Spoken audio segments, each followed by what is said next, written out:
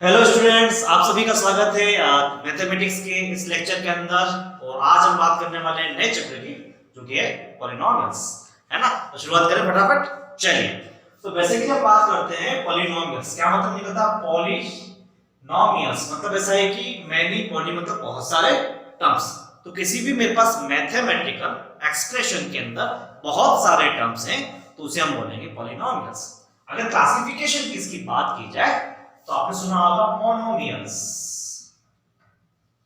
मतलब इसके अंदर मेरे पास क्या होगी? Single term. In case of binomial मतलब कितनी टर्म्स होंगी मेरे पास? Two terms in the expression. Even a plus b एक तरह का बाइनोमियल है क्योंकि इसके अंदर दो टर्म्स हैं, पहली a दूसरी b। In the same way यहां पर अगर बात की जाए तो a लिखा हुआ है तो मेरे का सिंगल टर्म है, b लिखा हुआ मेरे का सिंगल टर्म है, या फिर a into b लिखा हुआ तो भी यह सिंगल टर्म कहलाएगी। तो सोचने वाली बात क्या है कि टर्म्स कैसे आइडेंटिफाई की जाती है। इस तरह ऐसा है कि जितने भी मैथमेटिकल एक्सप्रेशन हुआ करते हैं, प्लस माइनस से आप बात करते हैं तो a अलग टर्म है, b अलग टर्म है। मैंने कहा बढ़िया, सही बात है। चलो, तो ये मेरे पास हो गया पॉलिनोमियल। बेसिकली जो हमने लास्ट में पढ़ा था इस चैप्टर के अंदर, हमने पढ़ा था टाइप्स ऑफ पॉलिनोमियल्स, है ना। और उससे भी पहले इससे भी पहले हमने पढ़ा था कि अगर बात की जाए डिग्री, तो हम बात करेंगे सर ऐसे types on the basis of, या फिर हम बात करते हैं classification on the basis of degree के बेसिस पे मैंने क्लासिफिकेशन क्या होता है। मैंने कहा सर ऐसा है, एक तो हमारे पास आते हैं लीनियर पॉलिनोमियल। कौन से आते हैं? Linear polynomial. अब लीनियर पॉलिनोमियल क्या होते हैं? हाँ, कोई आइडिया किसी को? नहीं? अच्छा, लीनियर पॉलिनोमियल मतलब ऐसा है कि बेसिकली मैंने एक पॉलिनोमियल लिया px इज इक्वल्स टू, मैंने लिखा यहां पर ax plus b। px means polynomial in terms of x, मतलब वेरिएबल मेरे पास x आ रहा है, a मेरे पास कांस्टेंट है, b मेरे पास कांस्टेंट है। तो हम बात कर रहे थे जो डिग्री की, डिग्री का मतलब होता है पास हाईएस्ट पावर ऑफ वेरिएबल।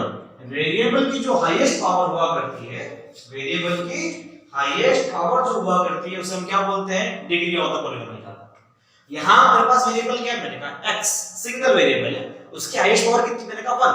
अगर मेरे पास डिग्री 1 है, डिग्री कितनी है मेरे पास? 1 है, तो लीनियर। इन केस अगर बात की जाए किसकी? मैंने कहा क्वाड्रेटिक की। मैंने कहा ओके, क्या बोलेंगे आप? मैंने कहा सर ऐसा है कि इनकी डिग्री कितनी होती है? मैंने कहा डिग्री इक्वल्स टू जो हुआ करती है वो हुआ करती है 2। डिग्री कितनी हुआ करती है? 2 हुआ करती है। कितनी हुआ करती है? 2। क्या एग्जांपल? मैंने कहा ऑब्वियसली क्या करेंगे? मैंने कहा px equals to ax² plus bx plus c। मैंने कहा ये स्टैंडर्ड फॉर्म भी कह सकते हैं किसकी? क्वाड्रेटिक पॉलिनोमियल की। नेक्स्ट अगर बात की जाए और क्या होते हैं? मैंने कहा क्यूबिक पॉलिनोमियल। किसकी बात करते हैं? Cubic polynomial. हाईएस्ट पावर कितनी होगी वेरिएबल की? मैंने कहा 3। तो डिग्री कितनी हुई? मैंने कहा डिग्री हुई 3। अच्छा, तो क्या स्टैंडर्ड फॉर्म होता है? मैंने कहा लिख सकते हैं। क्या लिख सकते हैं? मैंने कहा px ax³ plus bx² plus cx plus d। मैंने कहा ऑब्वियसली और कुछ होता है? मैंने कहा होता है। वो भी क्या? मैंने कहा बाय क्वाड्रेटिक। बाय क्वाड्रेटिक मतलब ऐसा कि डिग्री हो जाएगी 4। डिग्री कितनी? 4। समझ आ रही बात? इजी। तो यहां पर अगर बात की जाए तो लीनियर, क्वाड्रेटिक, क्यूबिक ये हमारे कोर्स में है ना। इंपॉर्टेंट क्या है? मैंने कहा क्वाड्रेटिक। अधिकतर क्वेश्चन उससे आएंगे, है ना। तो बेसिक चीजों को समझना शुरू करते हैं मेरे पास क्या है ना। तो लीनियर की अगर बात की जाए तो यहां पर अगर बात की जाए सबको हम डिफरेंटली ट्रीट करते हैं। मैंने कहा a क्या है? मैंने कहा ऐसा है कि it's a coefficient of x। कितना आ रहा? मैंने कहा a। कोएफिशिएंट का मतलब होता है मल्टीप्लिकेशन फैक्टर। मैंने किसका? अपने वेरिएबल का। तो वेरिएबल क्या है मेरे पास? x। x का मल्टीप्लिकेशन फैक्टर मतलब उसके मल्टीप्लाई में क्या आ रहा है? मैंने कहा a आ रहा है। तो कोएफिशिएंट ऑफ x क्या हो गया? मैंने कहा a हो गया। b क्या है? मैंने कहा कांस्टेंट। b मेरे पास यहां पर क्या आ रही है? Constant term. ओके, समझ आ रही बात? अच्छा, इसी तरह से इस केस में बात की जाए, in case of quadratic polynomial what is a? तो मैंने कहा a is coefficient of x²। What is b? मैंने कहा coefficient of x। And what what is c, मैंने कहा sir it's a constant term, सत्य है। अरे हाँ ना बोल लिया करो। क्लियर, बहुत बढ़िया। नेक्स्ट हम बात करते हैं क्यूबिक की। क्यूबिक में सर ऐसा में क्या बात करना है, a क्या है यहाँ पर, मैंने कहा सर ऐसा यहाँ पर a ले हुए कोएफिशिएंट ऑफ x क्यूब, मैंने कहा ओके। b क्या है, मैंने कहा कोएफिशिएंट ऑफ x स्क्वायर, मैंने कहा ठीक है। व्हाट इज c, मैंने कहा coefficient of x, what is d, मैंने कहा इट्स कांस्टेंट टर्म। तो मेरे हिसाब से आपको इसमें कोई दिक्कत नहीं होगी पहचानने में, समझ रहे हैं सभी, कोई पंगा नहीं है, ओके। कोई दिक्कत किसी को इसमें नहीं, सबको समझ में आया। What is A, what is B, what is C है। कांस्टेंट टर्म कोएफिशिएंट्स क्या होते हैं, चलिए कोएफिशिएंट्स होते हैं multiplication factor of the variable. अच्छा, तो मोटे तौर पे क्या मेरे पास ये के अंदर है, मैंने ऑब्वियसली ये छोटी-छोटी चीजें आपको जिताएंगी, समझ में आ रही बात। तो हर छोटी चीज बड़ी इंपॉर्टेंट है, कॉन्सेप्ट अच्छे से पता होना चाहिए। क्वेश्चन करते हैं मार्क्स लाना कोई बड़ी बात नहीं है। मैथमेटिक्स में अब कॉन्सेप्ट्स की बात करेंगे, चीजों को समझेंगे, है ना। चलिए नेक्स्ट हम बात करते हैं जीरोस ऑफ पॉलीनोमियल। इसकी बात करते हैं जीरोस ऑफ पॉलीनोमियल।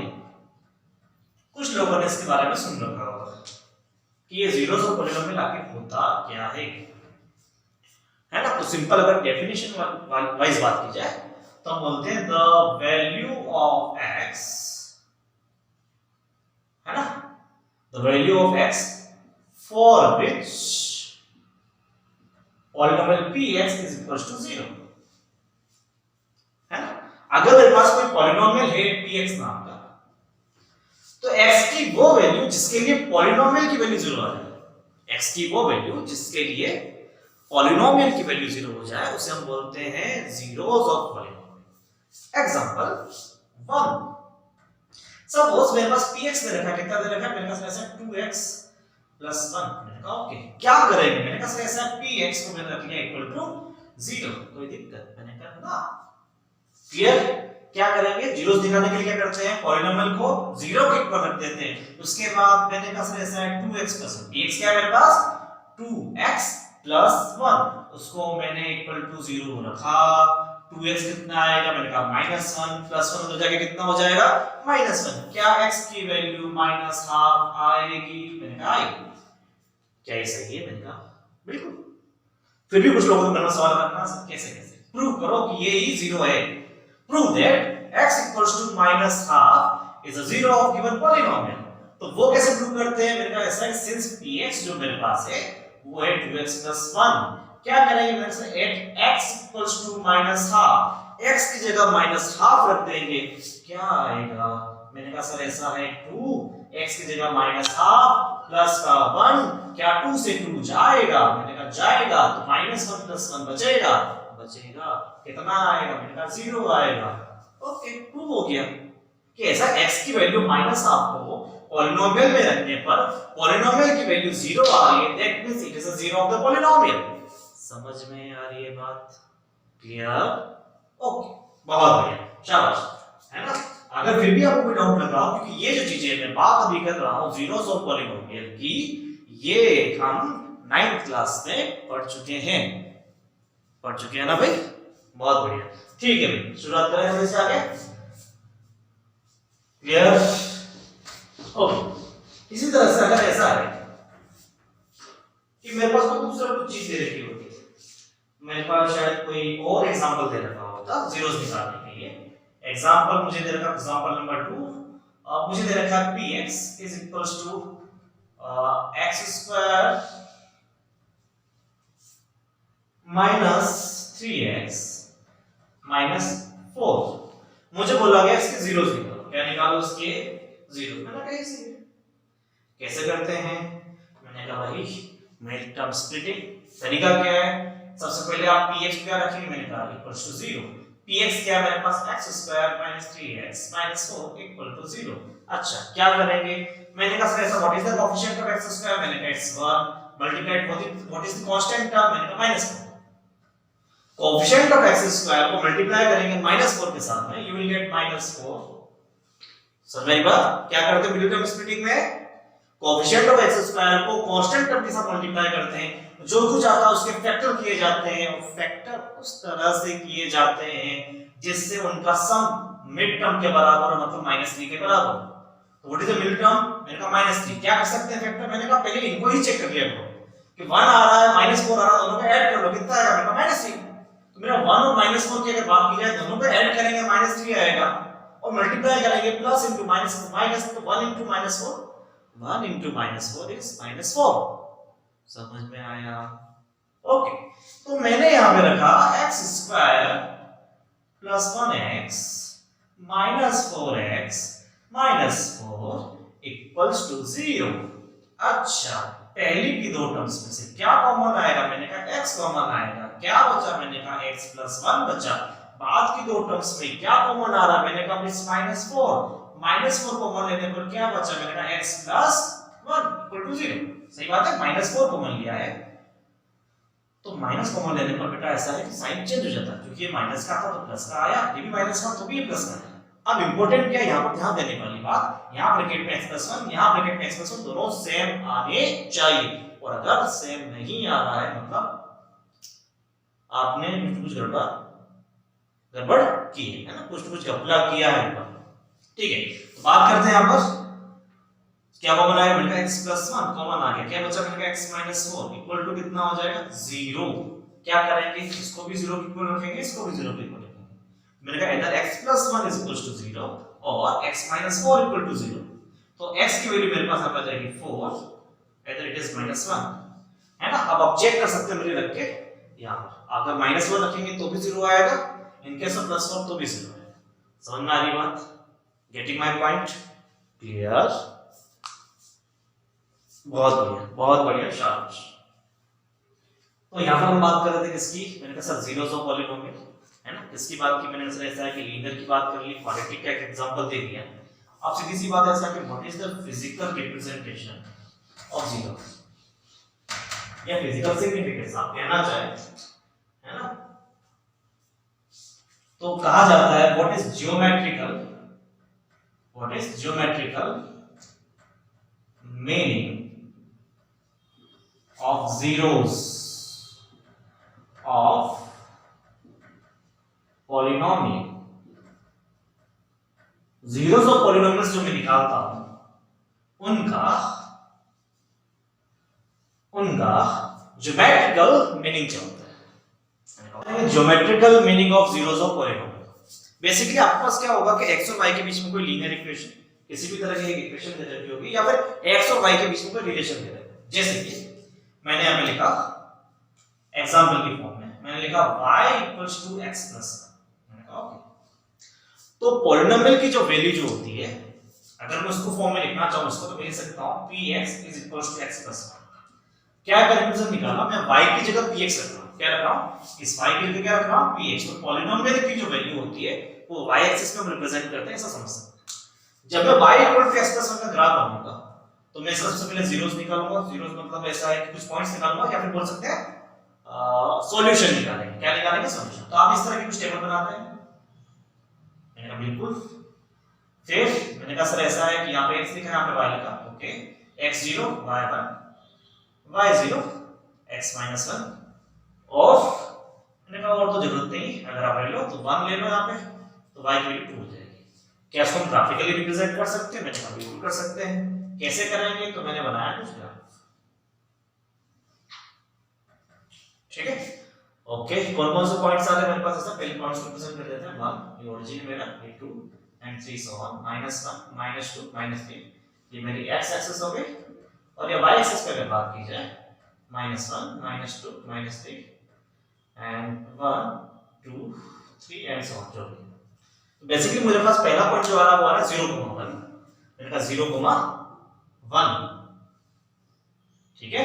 नेक्स्ट मेरे पास है -1,0, तो -1,0 दिस पॉइंट।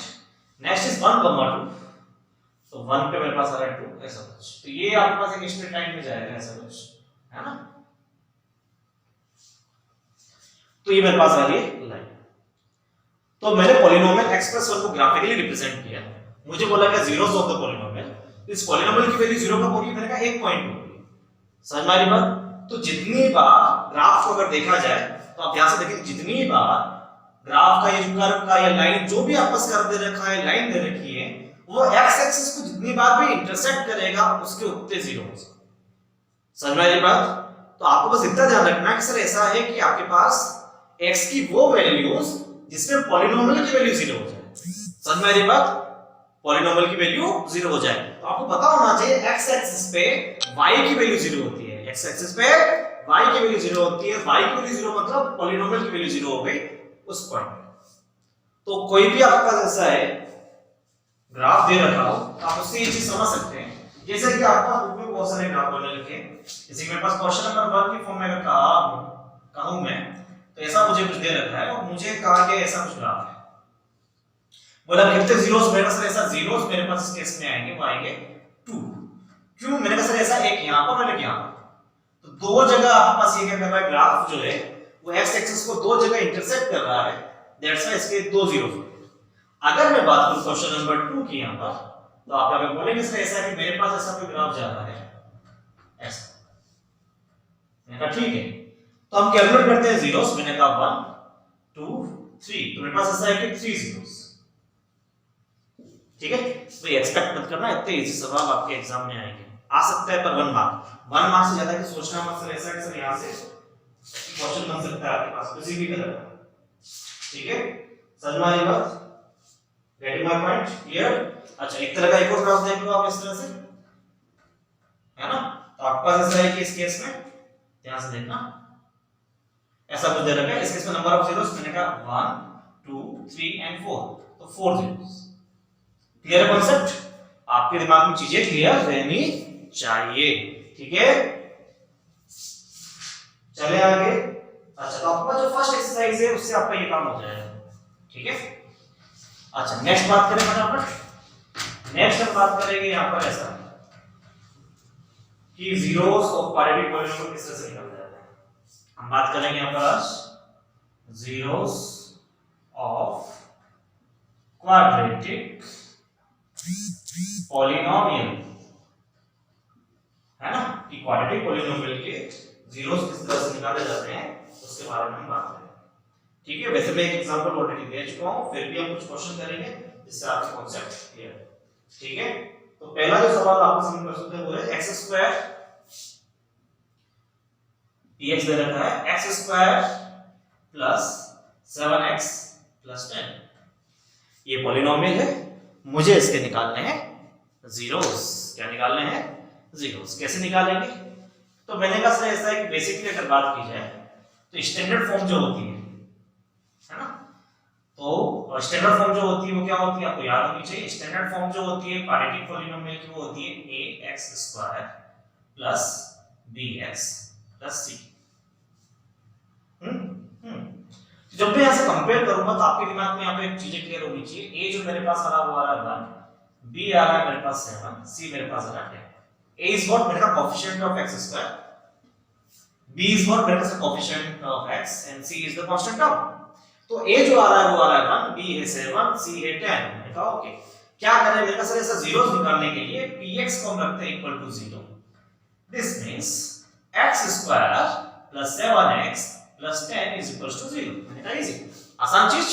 अच्छा, अब सोचने वाली बात, पहली स्टेप क्या होती है, coefficient of x² 1, constant term 10, दोनों को मल्टीप्लाई करेंगे तो 1 multiplied with 10 you will get 10, उसको फैक्टराइज करेंगे। तो 10 के फैक्टर्स मैंने कहा 5 and 2, okay, 5 2 are 10, okay, 5 plus 2 7, सीधा कोई टफ नहीं।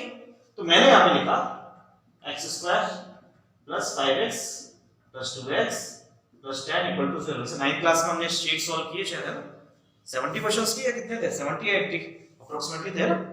अच्छा, बहुत बढ़िया, आ जाओ फटाफट, सारे केस किए थे हमने जहां तक मुझे याद है ना। तो ऐसा कि भाई ऐसे कांसेप्ट क्लियर होने चाहिए, आप ऐसा भूले तो नहीं हो ना। हाँ बढ़िया, आ जाओ भाई, आ जाओ फटाफट। पहली दो टर्म पकड़ी, क्या कॉमन आ रहा है, मैंने कहा x, तो मैंने लिखा x कॉमन आने पर आएगा x प्लस 5। नेक्स्ट बात करेंगे इन दो टर्म्स में से क्या कॉमन आ रहा है, मैंने कहा 2 कॉमन आ रहा है, क्या बचेगा, मैंने कहा x प्लस 5 इक्वल टू 0। क्या ले सकते हैं कॉमन, मैंने कहा x प्लस 5 कॉमन ले सकते हैं, क्या बचेगा, मैंने कहा x प्लस 2 इक्वल टू क्या होगा 0। ओके इज इट, मैंने कहा बिल्कुल सही। तो फिर मैंने कहा सर ऐसा है कि either x plus 5 is equal to 0 और x plus 2 equal to 0, x will be minus 5, x will be minus 2, तो यहाँ पर अपना दो जीरोस है। ठीक है, आगे वाले टॉपिक से पढ़ने से पहले मेरे पास तो जीरोस आ रहे हैं, एक को मैं अल्फा अज्यूम करता हूं ALPHA अल्फा, और एक को मैं अज्यूम करता हूं बीटा। तो मेरे पास ऐसा है कि अगला जो टॉपिक है वो ये आता है कि अल्फा बीटा का क्या रिलेशन आता है इन कोएफिशिएंट्स के साथ, कि AB के साथ में अल्फा बीटा का क्या रिलेशन है, उसके ऊपर कुछ क्वेश्चंस हैं, वो हम ऐसा है कि नेक्स्ट क्लास में करने की कोशिश करेंगे, है ना। अभी आपके पास असाइनमेंट है exercise point 1 and point 2, point 2 का फर्स्ट क्वेश्चन वो भी आपको आधा करना है, आपको सिर्फ ऐसा है कि मिनट मैथमेटिक सॉल्व करनी है, दैट्स इट, और कुछ नहीं। नेक्स्ट क्लास में हम मिलेंगे, है ना, ठीक है, थैंक यू।